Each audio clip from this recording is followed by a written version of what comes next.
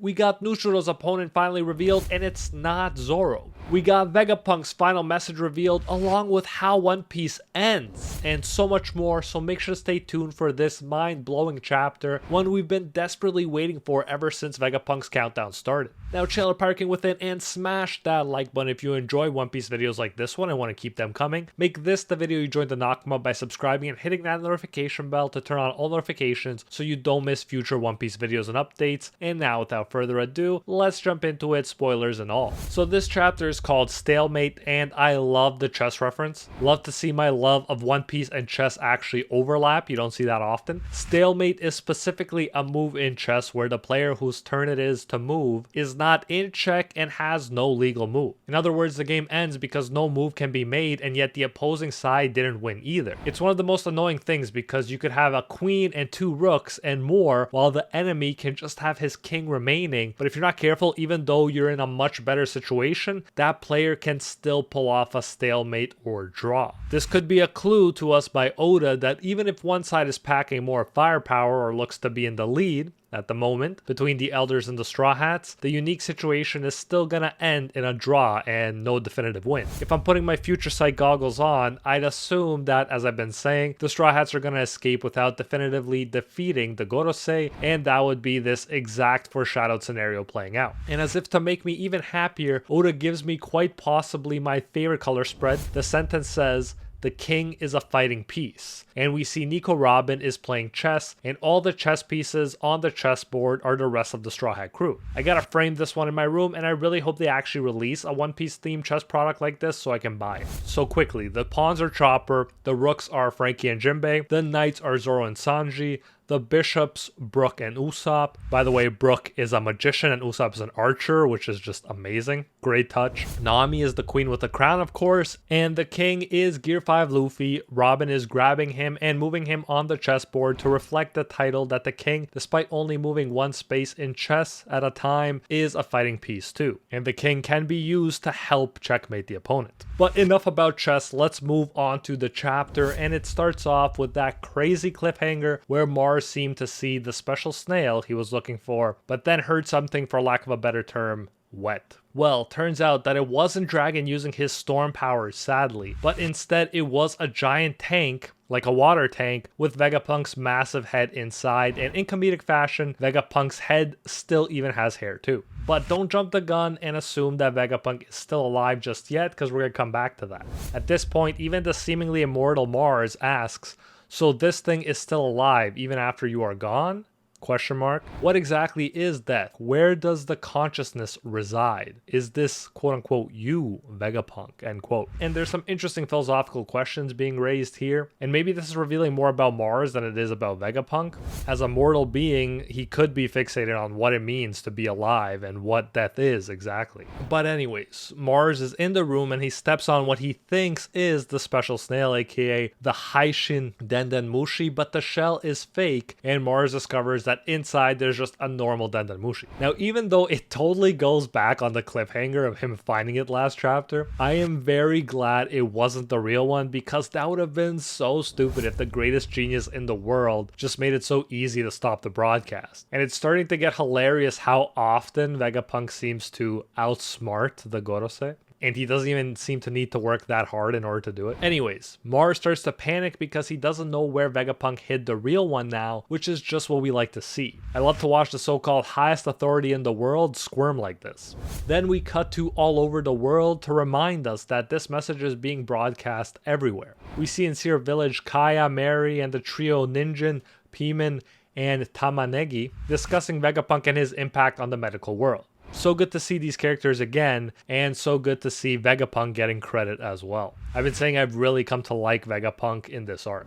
Probably the most hype cut of all is to Crocus and Laboon, who are also listening to the message. Oda is really reminding us here of all the reunions we have to have before the series wraps up. But fortunately, it doesn't look at this rate like it'll end anytime soon, especially considering how long just Egghead has been. And I'd be shocked if Elbaf isn't way longer, and then there's that whole war, and then the ending. Yo, we're gonna be here for another 5 years at least. We also see other reactions, like in Baltimore, where the old man mentions that Frankie has become a ship now, which is hilarious when you think about it. Seems fitting for the ultimate shipwright. We see Torino Kingdom, aka Big Medicinal Tree Island, where Chopper went to train, and even Blackbeard's Hachinosu or Treasure Island, but we only see reactions from random non-Blackbeard crew pirates. I like these cuts to different places, not only so we can see what these people are up to, but also because it shows how much is at stake right now. The world is watching Egghead, and that's adding a lot of significance to whatever is about to happen there. And finally, we are told time is up. Vegapunk starts to speak. It's finally happening, which is very hype since there was at least a possibility that we wouldn't get to hear the message at all. Mars starts communicating with the other Gorosei, and it kind of reminds me of a Mean Girls telephone conversation. He's like, OMG, I have no idea what Vegapunk is about to say. ...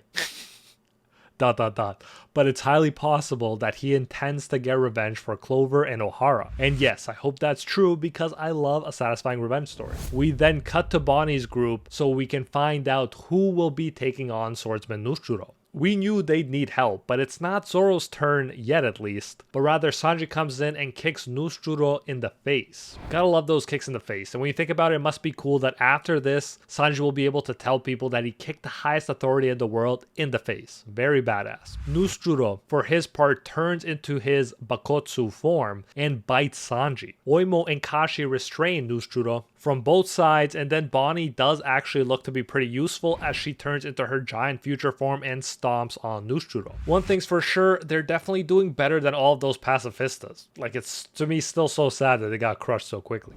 Then we turn to Vegapunk's message again. He explains that he's committed 2 great sins, meaning he will end up captured or killed. But he doesn't mention what sins these were in this chapter. He says for that reason, he set this broadcast to start when his heart stopped beating, which is pretty much what I've assumed from the beginning, so no surprise there. We cut again to reactions all over the world to Vegapunk's death. We see his fellow science dudes Caesar and Judge in Germa Kingdom. Caesar is crying, saying he worked so hard to bring Vegapunk down. This almost feels like watching the Joker cry after Batman's death. And stuff like this just reminds me of how big the One Piece world is again, and how many moving parts there are. Near Saboti, we can see Duval in his base. He's confused, as many probably are, about why Vegapunk is dead when the morning news said he was the Straw Hat hostage. It's getting harder to trick people with the newspapers with broadcasting technology where people could speak for themselves.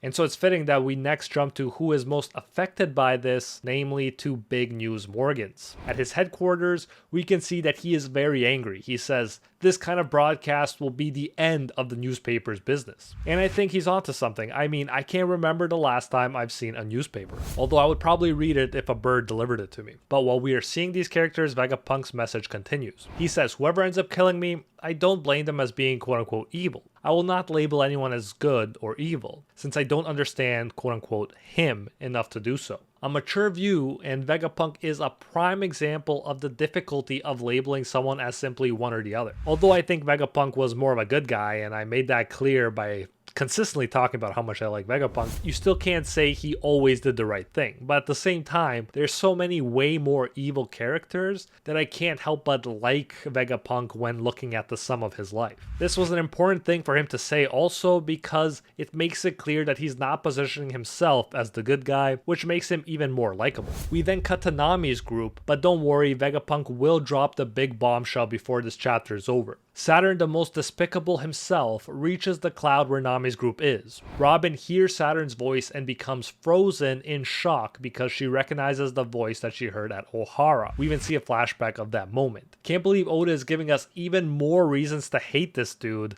after everything he already did to Kuma and Bonnie. Like, let me know in the comments if there's a character that you hate more than Saturn right now in the history of One Piece. Anyways, Saturn says to Nico Robin, the woman that Akainu failed to wipe out. Nami then says, everyone protect Robin. We've been here before in a way, but it's been a minute.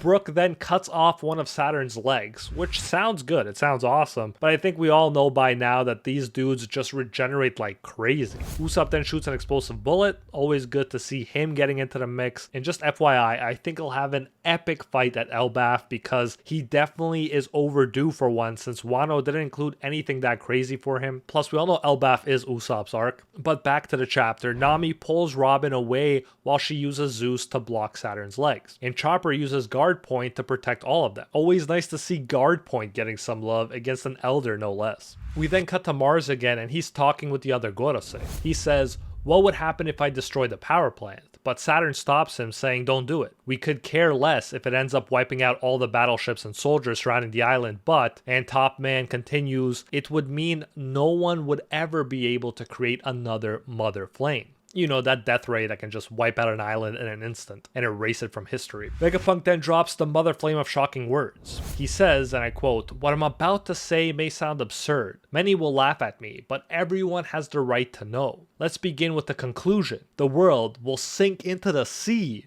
End quote. So One Piece in space theories confirmed. No, just kidding, sort of. But crazy to think that Vegapunk just said the world of One Piece will pull an Atlantis. Obviously, this is a huge twist and would make for quite the crazy ending for One Piece. Next chapter, we may have another quick anticlimactic explanation, like that it will sink in like a million years because of global warming or something. But if the Gorosei keep using the Mother Flame, it definitely could happen a lot sooner. Let me know what you make of this and if you think the sinking into the sea thing is a pressing matter that will happen really soon or in the far future. We then see a panel at the seafloor where some mermaids are swimming with fishes and whales. And that reminds us that the Straw Hats have been underwater, and even if everything was underwater, there still would be life. But if you enjoyed another chapter about the Gorosei running amok, then you definitely won't want to miss my recent video on Emu's powers and yokai form explained, link on screen right now. Like and subscribe for more, and I'll see you in the next one.